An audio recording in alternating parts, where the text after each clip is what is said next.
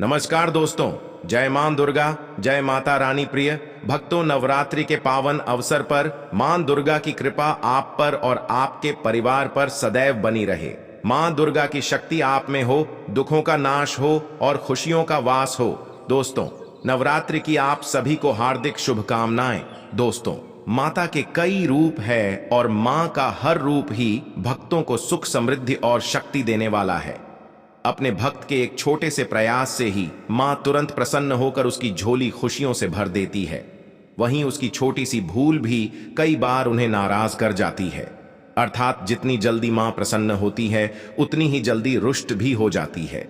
अतः हम सभी को निरंतर प्रयास करना चाहिए कि मां को सदैव प्रसन्न रखें। दोस्तों, हम तो यह अच्छी तरह से जानते हैं कि नवरात्रि में हमें ऐसे क्या क्या काम करने चाहिए जिससे मां हम पर प्रसन्न हो जाए और हम पर कृपा करके हमें मनचाहा फल प्रदान करें, जो हम करते ही हैं। पर क्या हम यह जानते हैं कि हमारी किन गलतियों से मां नाराज हो सकती है और हमें उनके क्रोध का सामना करना पड़ सकता है? तो आज के हमारे इस वीडियो में हम बड़े ही सटीक, आसान और सरल शब्दों में आपको बताने जा रहे हैं कि नवरात्र में वह क्या काम है जो हमें बिल्कुल भी नहीं करने चाहिए।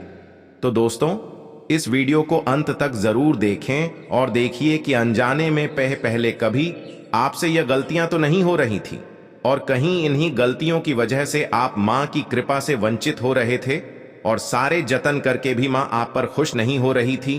तो चलिए जल्दी से शुरू करते हैं आज का हमारा यह वीडियो, ताकि आप भी इन गलतियों को करने से बचे और मां की कृपा के पात्र बने।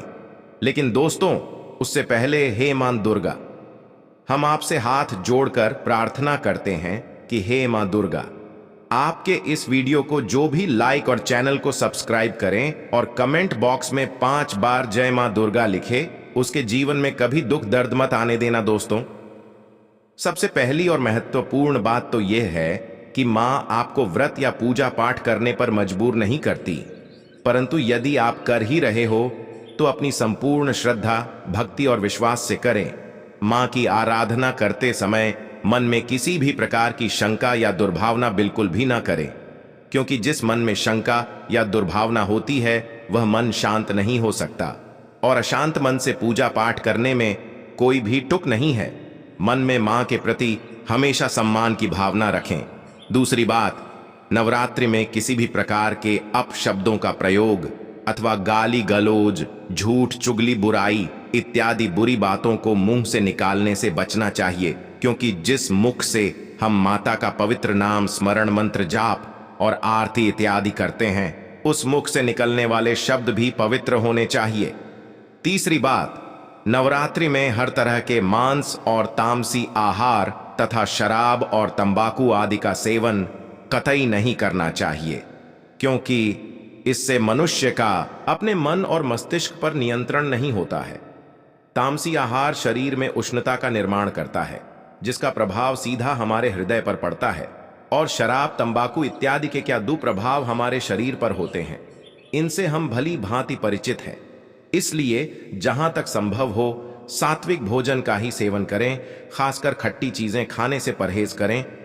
चौथी बात, किसी भी जरूरतमंद को और कन्या को अपने घर से खाली हाथ ना जाने दें।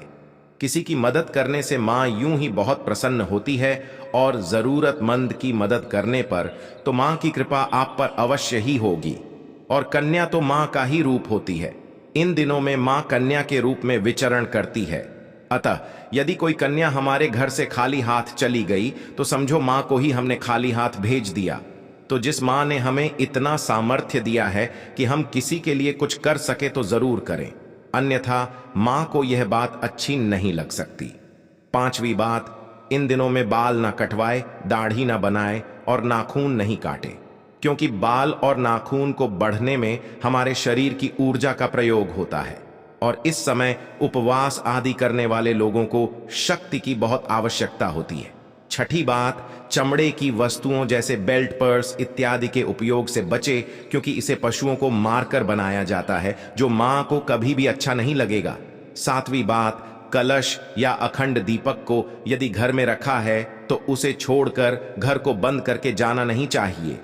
कलश जो हमारी आस्था का और मां के सम्मान का प्रतीक है, यदि किसी घरेलू जानवर के धक्के से जाए तो यह हमारे लिए बड़ी मुसीबत बन सकता है। वहां पर मां विराजमान होती है और जलता हुआ दीपक गिर जाए तो घर में आग लगकर अनचाही दुर्घटना भी हो सकती है, क्योंकि दिए को बुझने से बचाने के लिए हम इसमें ज्यादा तेल डालते रहते हैं। 8वीं बात, माता का नाम स्मरण पाठ मंत्र जाप आदि पूरी श्रद्धा भक्ति और नियम के साथ करें और आवश्यक ना हो तो बीच में ना उठे और ना ही किसी से बात करें, इससे आपका ध्यान भटके। 9वीं बात, दिन में ना सोए, क्योंकि श्री विष्णु पुराण के अनुसार नवरात्रि के समय दिन में सोना वर्जित है। इसके पीछे की रोचक कथा हम किसी और वीडियो में सुनेंगे। 10वीं बात, मासिक धर्म के समय मंदिर इत्यादि में जाने से बचे, क्योंकि कई और भी बातें हैं जो नवरात्रि के समय ध्यान में रखनी चाहिए, परंतु यदि उपरोक्त सभी बात का भी ध्यान रखा जाए तो मां हम पर अवश्य ही प्रसन्न होंगी। नवरात्रि के दौरान घर की स्वच्छता का विशेष ध्यान रखें। घर के मुख्य दरवाजे पर गंदगी बिल्कुल ना होने दें। पूजा से पहले हर रोज रोली से स्वास्तिक बनाएं। रोली से स्वास्तिक बनाने पर शुक्र और सूर्य ग्रह जीवन में सकारात्मकता लाते हैं। आपके घर माता रानी की धातु की मूर्ति है तो रोजाना उन्हें स्नान कराकर स्वच्छ वस्त्र पहनाए। तस्वीर है तो स्वच्छ कपड़े से पहुंचे। मंदिर और मंदिर के आसपास साफ सफाई और पवित्र बनाकर रखें। हिंदू परंपरा के अनुसार नवरात्रि के पहले दिन कलश की स्थापना की जाती है। अगर आपने भी अपने घर में कलश की स्थापना की है तो इस बात का विशेष रूप से ध्यान रखें कि नवरात्रि के दौरान 9 दिनों तक आपके घर में कोई ना कोई व्यक्ति सदा उपस्थित रहे। अपने घर को खाली छोड़कर कहीं भी ना जाए। घट स्थापना के बाद अगर आप घर को खाली छोड़कर जाते हैं तो जिसे आपको नवरात्रि व्रत और पूजन का पूर्ण अव प्राप्त नहीं होता। नवरात्रि के पहले दिन अखंड ज्योति भी जलाई जाती है। अगर आप अखंड ज्योति जलाने का प्रण ले चुके हैं तो ज्योति न दिनों तक जलती रहनी चाहिए। गलती से भी अखंड ज्योति बुझनी नहीं चाहिए। कई बार बाती को ठीक करते समय बाती बुझने की संभावना होती है, इसलिए जब भी आप अखंड ज्योति की बाती सही करने जाएं तो अखंड ज्योति में से ज्योत लेकर आप एक दूसरे दीपक को भी जलाकर पास में रख दें और फिर अखंड ज्योति की बाती सही करें। अगर उस वक्त गलती से आपकी बाती बुझ भी जाती है तो जो आपने दूसरे दीपक में ज्योत जलाकर रखी है उसी ज्योत से आप वापस अखंड ज्योत को जला दें तो इससे बाती बुझने का दोष नहीं लगता। नवरात्रि में व्रत करने वालों को 9 दिनों तक धार्मिक ग्रंथों का अध्ययन जरूर करना चाहिए। इन दिनों दुर्गा सप्तशती या दुर्गा चालीसा का पाठ करें। इससे माता रानी अतिशीघ्र ही प्रसन्न हो जाती है, क्योंकि माना जाता है कि इन्हीं 9 दिनों में माता रानी धरती पर अपने भक्तों के घर में वास करती है। इसलिए इन 9 दिनों का पूरा लाभ उठाएं और माता रानी की कृपा प्राप्त करने के लिए अधिक से अधिक माता रानी की आराधना करें। इन 9 दिनों में भूल कर भी वाद विवाद, लड़ाई झगड़ा, क्रोध इत्यादि नहीं करना चाहिए। माता रानी को क्रोध बिल्कुल पसंद नहीं है। शास्त्रों में बताया गया है कि जिस घर में क्लेश कलह होता है वहां मां लक्ष्य कभी नहीं ठहरती। ऐसे घर में गरीबी और दरिद्रता वास करती है। उन्हें मां दुर्गा के रोष का सामना करना पड़ सकता है।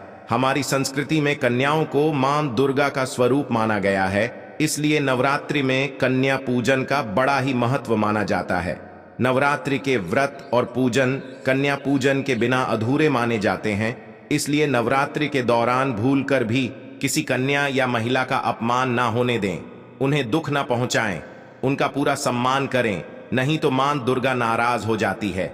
माता रानी को प्रसन्न करने के लिए इस बात का भी विशेष ध्यान रखें। देवी भागवत पुराण के अनुसार नवरात्रि के व्रत रखने वाले व्यक्ति अगर हिंसा करते हैं, क्लेश कलह करते हैं तो उन्हें अपने व्रत और पूजन का फल प्राप्त नहीं होता। माता रानी भी नाराज हो जाती है, इसलिए इस बात का विशेष ध्यान रखें। हर क्लेश कलह वाद विवाद से बचे। नवरात्रि के दिनों में मानसिक स्थैर्य रखना बहुत आवश्यक होता है। मन में किसी के बारे में बुरे विचार ना आने दें, किसी का बुरा ना सोचें, किसी को दुख दर्द ना पहुंचाएं। नवरात्रि के दिनों में वैश्यक सुखों पर नियंत्रण रखना अति आवश्यक है। इन दिनों में हर एक व्यक्ति को ब्रह्मचर्य का पालन जरूर करना चाहिए। मां की पूजा अर्चना पवित्र मन से करने से ही मां प्रसन्न होती है, इसलिए इन दिनों में शारीरिक संबंध नहीं बनाने चाहिए। नवरात्रि के पावन पर्व में सात्विकता का भी विशेष ध्यान रखना चाहिए। नवरात्रि के व्रत का पूरा लाभ पाने के लिए आपके आहार विहार और विचारों में तामसिक नहीं होनी चाहिए। इन दिनों तामसिक चीजों के सेवन से भी बचे। प्याज, लहसुन, मांस, मदिरा इत्यादि का सेवन भूलकर भी ना करें। नवरात्रि का व्रत रखने वालों को व्रत के दौरान अन्न, सरसों के तेल और सादे नमक का सेवन नहीं करना चाहिए। नवरात्रि के 9 दिनों तक पूर्ण रूप से सात्विकाहार ले, फलाहार भी एक ही जगह पर बैठकर ग्रहण करें। नवरात्रि के 9 दिनों में बाल नहीं काटने चाहिए। पुरुषों को दाढ़ी मूछ भी नहीं बनानी चाहिए, नाखून भी नहीं काटने चाहिए। बाल काटना, दाढ़ी मूछ बनाना हमारे शास्त्रों में अशुभ माना गया है। इन दिनों सिर्फ शुभ और मंगलकारी कार्य किए जाते हैं, इसलिए नवरात्रि के दिनों में दाढ़ी बनाने, बाल और नाखून काटने से बचे। विष्णु पुराण के अनुसार नवरात्रि का व्रत रख वालों को दिन में सोना नहीं चाहिए। तंबाकू और सिगरेट का भी सेवन नहीं करना चाहिए। ऐसी चीजों से व्रत खंडित हो जाता है। नवरात्रि में दुर्गा सप्तशती पढ़ते समय ध्यान लगाकर पाठ करना चाहिए। बीच में उठना, बोलना या दूसरे काम में ध्यान देना, यह कार्य नहीं करने चाहिए, नहीं तो उस पठन का फल आपको प्राप्त नहीं होता। सामान्य सी बात है, लेकिन नवरात्रि के दिनों में सभी को रोजाना स्नान अवश्य करना चाहिए और साफ स्वच्छ वस्त्र धारण करने चाहिए। इन पवित्र दिनों में काले रंग के कपड़े पहनना अशुभ माना जाता है। इन दिनों में रंग बिरंगे शुभ रंग के वस्त्र पहनकर ही नवरात्रि मनाएं। मां दुर्गा को लाल रंग बेहद प्रिय है, तो इन 9 दिनों में माता रानी की पूजा में लाल रंग के फूल जरूर चढ़ाएं। माता को लाल चुन्नी चढ़ाएं या लाल रंग के वस्त्र पहनाएं। नवरात्रि के दौरान बेल्ट, पर्स, बैग, जूते, चप्पल ऐसी चमड़े की चीजों का इस्तेमाल वर्जित माना जाता है। अगर इनका इस्तेमाल अनिवार्य है तो इस बात का ध्यान रखें कि आप अगर माता रानी के मंदिर में दर्शन करने जाएं तो प्रवेश से पहले ही इन चीजों को बाहर निकाल कर रख दें। पूजन के दौरान इन चीजों का भूलकर भी इस्तेमाल ना करें, वरना आपको माता रानी के क्रोध का सामना करना पड़ सकता है। जिन महिलाओं ने पहले ही संकल्प लेकर व्रत रख लिया है तो उन्हें पीरियड्स आने के बाद भी नवरात्रि के सारे व्रत रखने चाहिए। व्रत को बीच में नहीं छोड़े, लेकिन इस बात का ध्यान रखें कि पीरियड्स के दौरान आप माता रानी को स्पर्श करें, पूजन की सामग्री को स्पर्श ना करें, मंदिर ना जाएं, मानस पूजा करें, माता रानी के मंत्र का मन ही मन जाप करें।